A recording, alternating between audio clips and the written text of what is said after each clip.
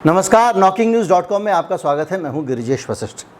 WHO के खिलाफ सरकार भिड़ गई है।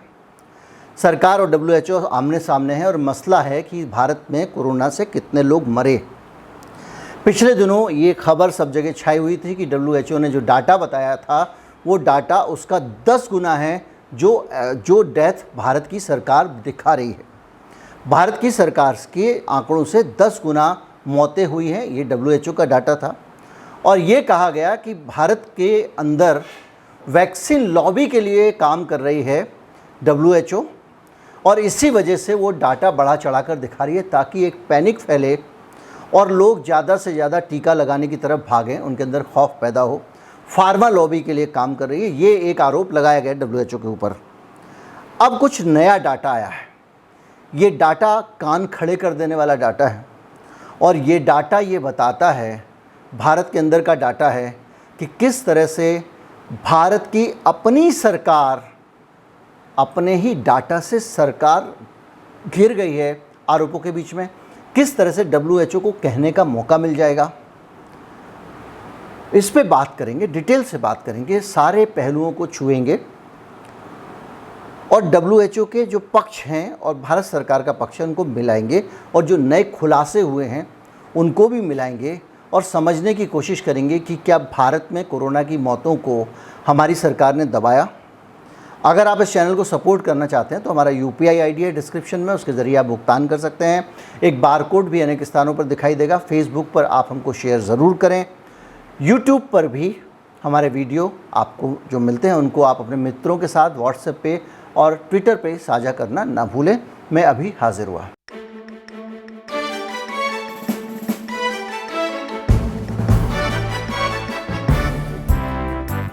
जब WHO ने ये डाटा जारी किया तो ये आरोप लगा भारत सरकार की तरफ से। दरअसल 2 टियर बनाए थे WHO ने और WHO ने कहा कि जिन देशों में मौत के डाटा की एक प्रॉपर रिपोर्टिंग होती है और उसका फिक्स सिस्टम है, उन देशों को अलग कैटेगरी में रखा और उन देशों के लिए उन्होंने जो गणितीय मॉडल है कोरोना वायरस के फैलने का, उस मॉडल को इस्तेमाल लेने के बजाय जो एक्चुअल डेटा आया था उसको इस्तेमाल किया, जैसे अमेरिका के मामले में।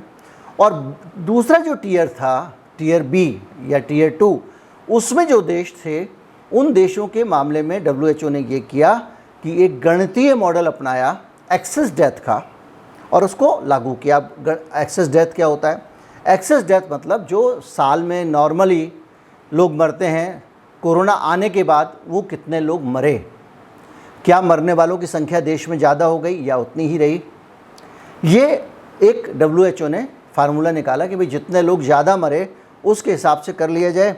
और भारत में चूँकि WHO के हिसाब से डाटा जन्म मृत्यु का ठीक से रजिस्टर नहीं होता है, इसलिए इसको हम वो जो मैथमेटिकल मॉडल जो रवांडा सवांडा सब जगह लागू किया उसको लागू कर देते हैं। भारत सरकार का कहना यह था कि भारत में एक प्रॉपर डेथ और बर्थ के रजिस्ट्रेशन का सिस्टम है। भारत में लोगों की मजबूरी है क्योंकि हम लोग अनिवार्य कर रखा है हमने, और मृत्यु का लोगों को रजिस्ट्रेशन कराना ही पड़ता है, इसलिए हमारा डाटा गलत नहीं हो सकता।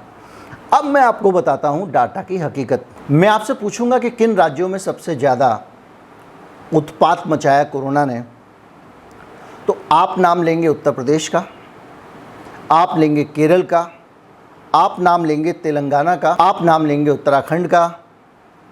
और ये सारे नाम देख के आप कहेंगे यार ये तो राज्यों में बहुत कोरोना फैला था। कम से कम आप सोचिए, केरल, दिल्ली, उत्तर प्रदेश, उस उत्तर प्रदेश का जहाँ पे नदी के किनारे बड़े बड़े अंतिम संस्कार हमने देखे, उस उत्तर प्रदेश का जहाँ पे नदी के किनारे, संगम के किनारे इलाहाबाद में लोग रेत के अंदर लाशों को ढक के चले गए क्योंकि वो उनका अंतिम संस्कार करना अफोर्ड नहीं कर सकते थे, उनके पास पैसे नहीं थे।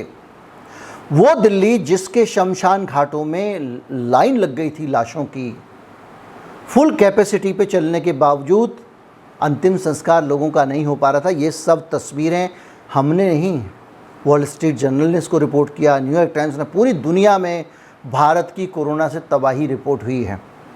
उस उत्तर प्रदेश का जब डाटा आता है, भारत सरकार का डाटा सामने आता है, तो लगता है कि WHO सही बोल रहा था।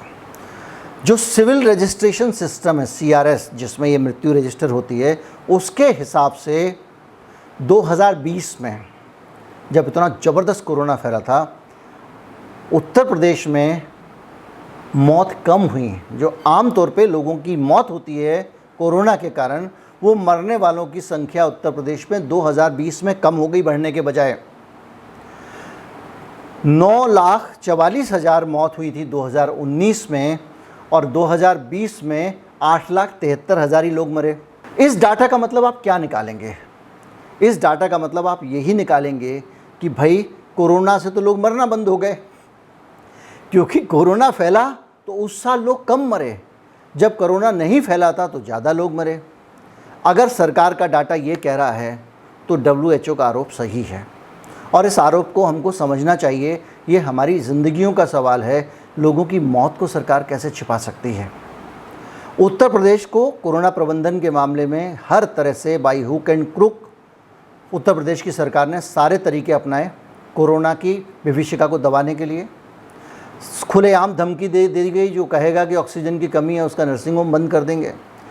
लगातार बहुत सख्ती की गई प्रशासन की तरफ से कि कोरोना ज़्यादा ना दिखे, और ये उसी का नतीजा है। मैं आपको उत्तर प्रदेश को अगर आप छोड़ दें तो केरल, तेलंगाना, उत्तराखंड और दिल्ली में भी पॉपुलेशन रजिस्टर में जो रजिस्ट्रेशन हुआ है डेथ का, उसमें गिरावट आई है।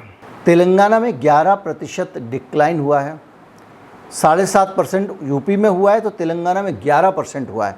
यानी आप सोचिए कि जब कोरोना नहीं था तो 7% ज़्यादा लोग मर रहे थे, 11% ज़्यादा लोग मर रहे थे। और ये सारी चीज़ें दिखाती हैं कि किस तरह से डाटा के, देखिए ये एक ऐसा सच है जो आंखों के सामने रखा है।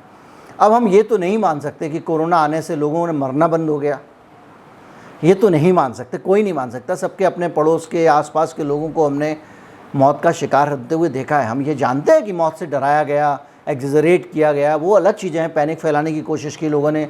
बहुत सारी जो डेथ रिपोर्टिंग का सिस्टम था उसमें भी बदलाव करके ये कर दिया गया कि अगर ज़रा भी कोरोना है तो आप कोरोना में दाखिल करिए, उसको कोरोना का नाम दीजिए कि ऐसा लगता है कोरोना हुआ, वो भी कंफर्म नहीं बोल रहे थे। केरल में, तेलंगाना में और दिल्ली में भी 90% ही डेथ हुई। तो जिसको एक्सेस डेथ कह रहे थे वो एक्सेस डेथ माइनस में हो गई। और जब आप इन सारी चीज़ों को देखते हैं तो आपको लगेगा कि ये एक्चुअल डाटा क्यों नहीं आ रहा है, ये दिक्कत कहाँ पे है। अब आप कहेंगे कि भाई आप तो बता रहे हैं कि सरकार के डाटा में मौत कम रजिस्टर हुई हैं, तो सरकार तो मान रही है कि मौतें हुई हैं कोरोना से। वो जितना भी डाटा मान रही है 4.5 लाख के आसपास, तो वो तो मान रही है ना। तो वो कहाँ से डाटा मान रही है? अगर सरकार के, एक बेसिक सवाल है कि सरकार के अगर डाटा के अंदर डेथ कम हुई हैं उस साल में कोरोना वाले में, सरकार कैसे मान रही है? ये भी विचित्र माया है।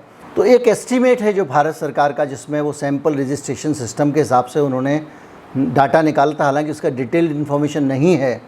इंडियन एक्सप्रेस रिपोर्ट करता है कि उसमें जो है 14.9 लाख लोग, यानी 14,90,000 लोग मरे थे उत्तर प्रदेश में 2019 में, जिसमें से 9,44,000 लोगों ने ही अपनी मौत 2019 में रजिस्टर कराई थी। यानी आप सोचिए, सरकार दम के साथ WHO को बोल रही है कि हमारे यहाँ डेथ और बर्थ कंपलसरी है रजिस्ट्रेशन करना, और ये कह रहा है सिस्टम कि भैया करीब 14,90,000 में से सिर्फ 9,44,000 लोगों ने ही 2019 में अपनी डेथ को रजिस्टर कराया था, तब कोरोना नहीं आया था।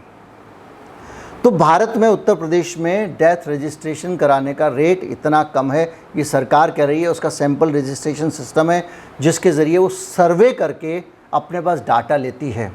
उनका डाटा 19 का तो है, 20 का डाटा नहीं है। तो ये कहानी है जो हमारे देश की गाथा बताती है। हम बड़े बड़े IAS, IPS, बड़े बड़े हमारे यहाँ पे स्वास्थ्य विशेषज्ञ, बड़े बड़े एक्सपर्ट, बड़े बड़े साइंटिस्ट रहते हैं इस देश में, बड़े बड़े स्टैटिस्टिशियंस रहते हैं इस देश में। और उस देश में हालत ये है कि कितने आदमी मरे ये भी पता नहीं है। और इसका फ़ायदा उठा के जब कोई एक दूसरा देश, जिसको खुद हमारे सरकार के लोग कह रहे हैं कि वो हथियार वो फार्मा लॉबी के लिए काम कर रहा है, अगर कुछ सवाल उठा देता है हमारे ऊपर, तो हमारे लिए जवाब देना मुश्किल हो जाता है, क्योंकि हमारा अपना डेटा खुद ही इतना फॉल्टी है, इतना टेढ़ा है कि उस पर भरोसा नहीं किया जा सकता। उम्मीद करता हूँ वीडियो आपको अच्छा लगा होगा। अच्छा लगा हो तो ज़्यादा से ज़्यादा लोगों तक पहुँचाएँ। चैनल को सब्सक्राइब कर लें। नमस्कार, जय हिंद।